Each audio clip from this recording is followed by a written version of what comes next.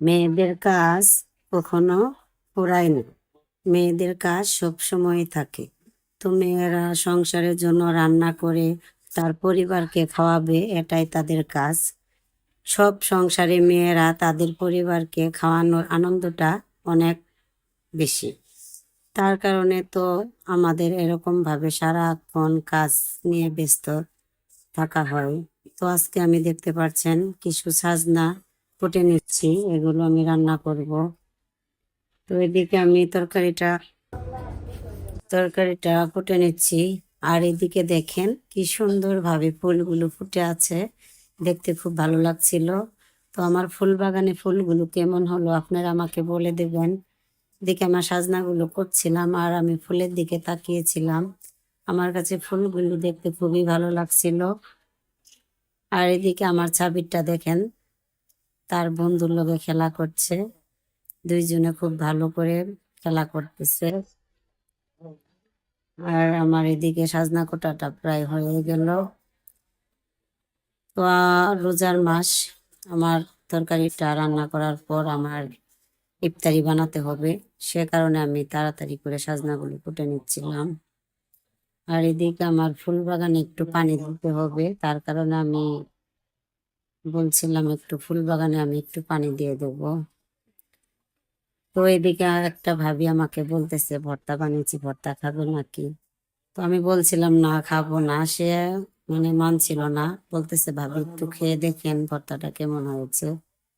তো আমি তারপর ভর্তাটা নিয়ে একটু খেয়ে দেখলাম। তো এখন আমি সাজনা দিয়ে দিব করলা, তার কারণে আমি করলাটা কেটে নিচ্ছিলাম। তো এদিকে সাবিরটা অনেক জ্বালাচ্ছিল, বলতেছে আম্মু আমি পানি খাবো।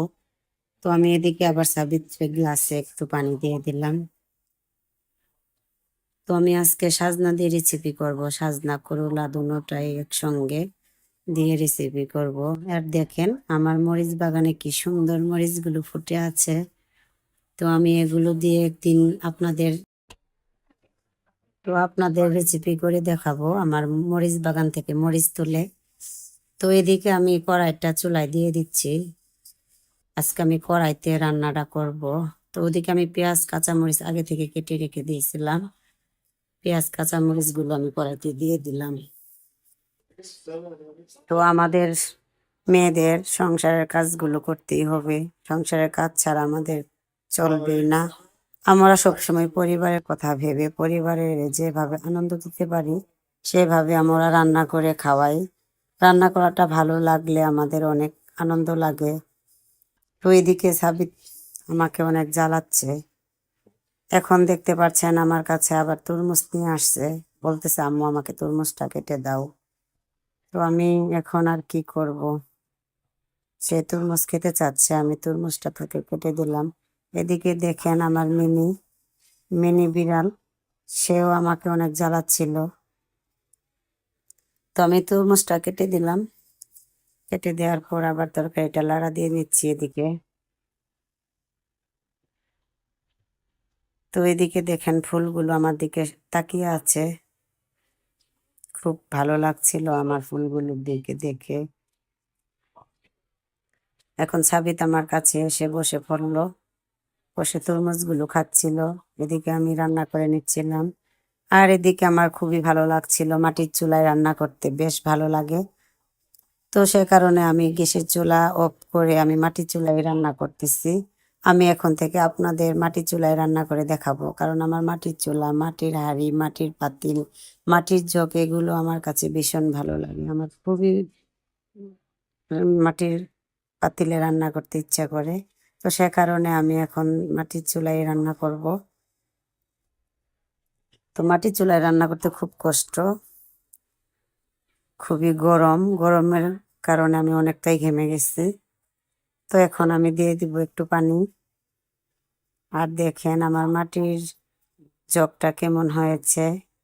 মাটির জগে আমি পানি দিচ্ছি কড়াইয়ের ভিতর। আর এদিকে হলুদ মরিচ লবণ আমি সবগুলো নিয়ে আসছি। এখন আমি কড়াইতে দিয়ে দিব পরিমাণ মতো লবণ। লবণ, হলুদ, মরিচ একসঙ্গে সব উপকরণগুলো আমি দিয়ে দিচ্ছি। আর এদিকে আমার কাছে বসে সাবিত তরমুজ খাচ্ছিল। সে আমাকে ছেড়ে কোথাও যাচ্ছে না, বলতেছে আম্মু তোমার কাছে আমি বসে থাকবো। আমি বলতেছি না, গরম, এখানে বসে থাকা যাবে না। সে কোনোভাবেই মানছিল না। তো সে আমার কাছে বসে আছে, বসে তরমুজ খাচ্ছে। আর এখানে দেখতে পাচ্ছেন শুটকি বাটিতে রাখা। আমি শুটকি মাছগুলো দিয়ে দিচ্ছি কড়াইতে। তো আমি শুটকি মাছ দিয়ে আজকে আমি রান্না করব। আর ওখানে দেখতে পাচ্ছেন তরকারি কুটে আমি পানিতে ভিজিয়ে রেখে দিয়েছি। সেখানে আছে সাজনা, আলু আর করলা। এগুলো আমি রান্না করব আজকে।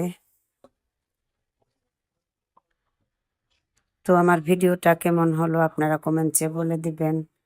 আর যারা এখনো একটা লাইক করেননি অবশ্যই আমার সাবস্ক্রাইব বা লাইক করে আমার পাশে থাকবেন।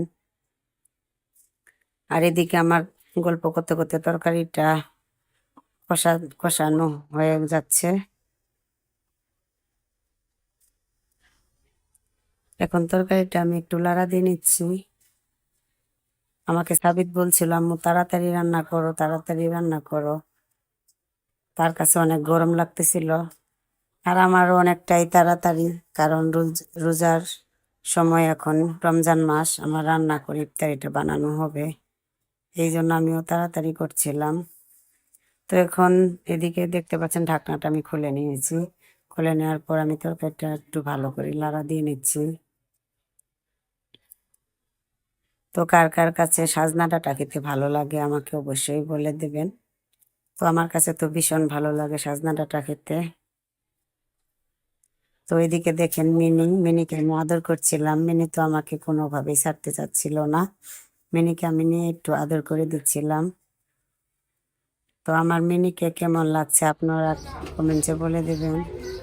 গল্প করতে করতে এদিকে আমার তরকারিটা হয়ে গেছে। এখন আমি তরকারিটা নামিয়ে নিচ্ছি বাটিতে। দেখেন আমার মাটির বাটিতে তরকারিটা নামিয়ে নিলাম।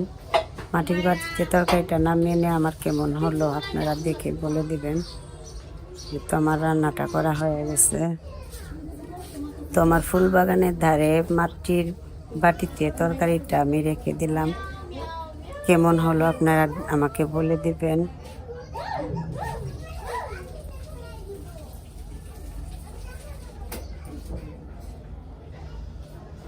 এদিকে দেখতে পাচ্ছেন ফুলগুলো আমার দিকে তাকিয়ে আছে।